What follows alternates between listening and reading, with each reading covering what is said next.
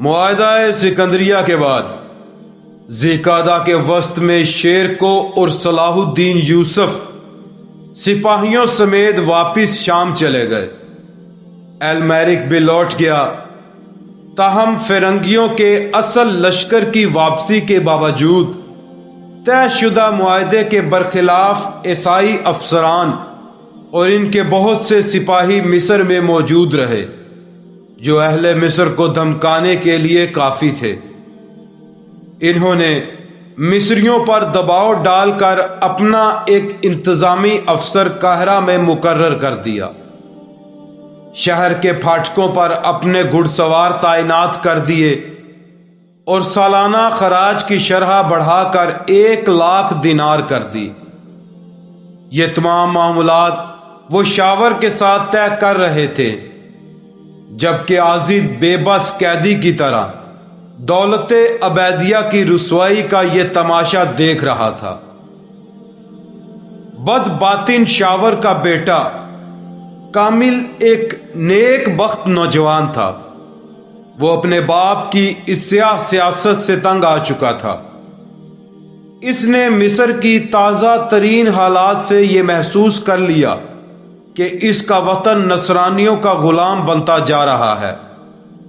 اس نے سلطان نور الدین کو خط لکھ کر اس صورتحال سے آگاہ کیا اور وعدہ کیا کہ وہ مصر میں سلطان کے لیے رائے عامہ کو ہموار کرے گا تاکہ سلطان کی فوج انہیں نصرانیوں سے نجات دلا سکے۔ معاہدہ سکندریہ کے بعد 1 سال گزر گیا۔ گنتی کے چند عیسائی افسران اور سپاہی پورے مصر کو لاٹھی سے ہانک رہے تھے۔ ان کے مظالم کے سامنے کسی کو دم مارنے کی جرت نہ تھی۔ 1 سال کے اندر اندر عیسائی افسران پر مصریوں کی بے بسی پوری طرح عیاں ہو گئی تھی۔ وہ سوچ رہے تھے کہ اگر اس وقت فوج کشی کر کے ملک کو باقاعدہ فتح کر لیا جائے تو کوئی قابل ذکر مزاحمت نہیں ہوگی۔ چنانچہ وہ المریک کو مصر پر حملے کی دعوت دے چکے تھے۔ القدس میں المریک اب اس معاملے میں مشورہ کر رہا تھا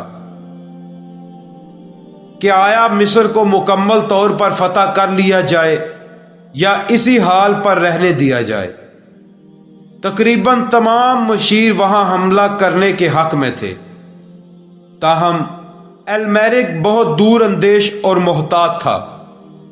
اس کو موجودہ صورتحال میں تو یہ اطمینان تھا کہ بیٹھے بٹھائے مصر کا خراج اسے مل رہا ہے، مگر وہاں باقاعدہ قبضے کی صورت میں اسے کئی خدشات تھے۔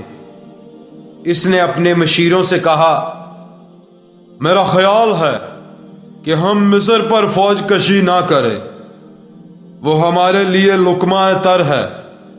اس کی ساری آمدن ہمیں خود بخود یہاں پہنچ رہی ہے، جس کے ذریعے ہم نور الدین زنگی کے خلاف اپنی فوج کو مضبوط تر کر سکتے ہیں۔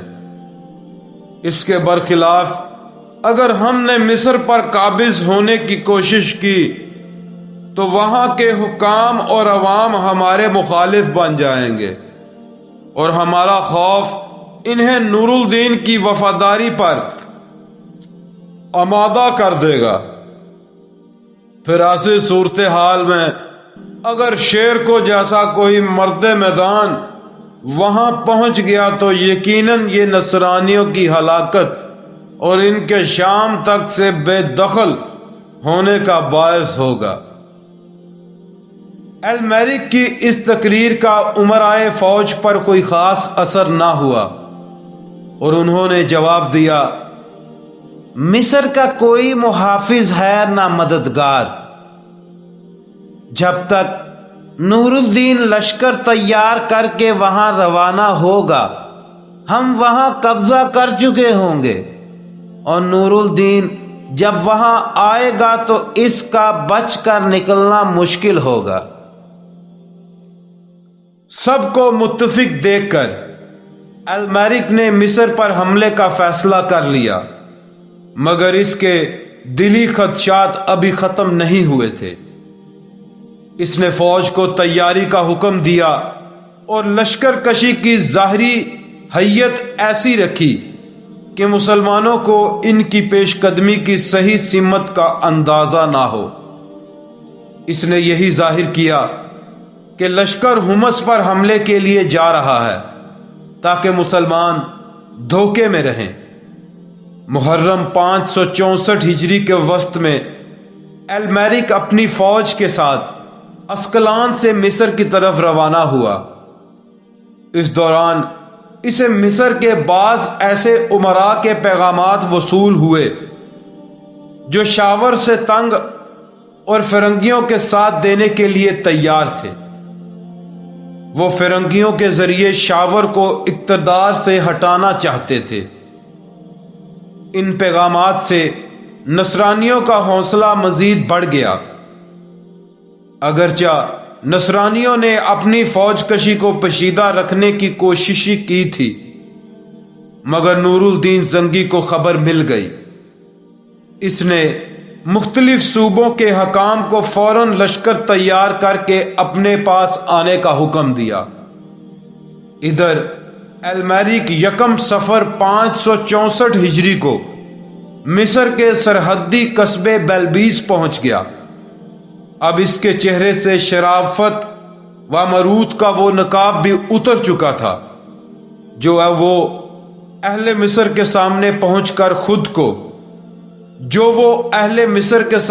پہن کر خود کو ان کا نجات دہندہ باور کراتا تھا۔ اب وہ استعمارانہ عزائم کا حامل ایک جلاد نظر آ رہا تھا۔ اس نے ایک درندے کی طرح بلبیس پر حملہ کیا اور وہاں قتل عام کر کے پوری آبادی کو موت کی گھاٹ اتار دیا۔ 5 دن تک وہاں ظلم و ستم کا بازار گرم رہا، مگر اس غارت گری کا نتیجہ فرنگیوں کے حق میں بدتر ثابت ہوا۔ مصر کے کئی امراء جو المیرک کو اپنی حمایت کا یقین دلا چکے تھے، بلبیس کے باشندوں کا انجام دیکھ کر خوف زدہ ہو گئے۔ پہلے وہ شہروں کے دروازے کھول کر نصرانیوں کا استقبال کرنے کے لیے تیار تھے، مگر اب انہیں اپنے انجام کے بارے میں کوئی خوش فہمی نہیں رہ گئی تھی۔ چنانچہ انہوں نے اپنے دفاع کا فیصلہ کر لیا۔ چند دن بعد عیسائی لشکر قاہرہ کی طرف روانہ ہوا۔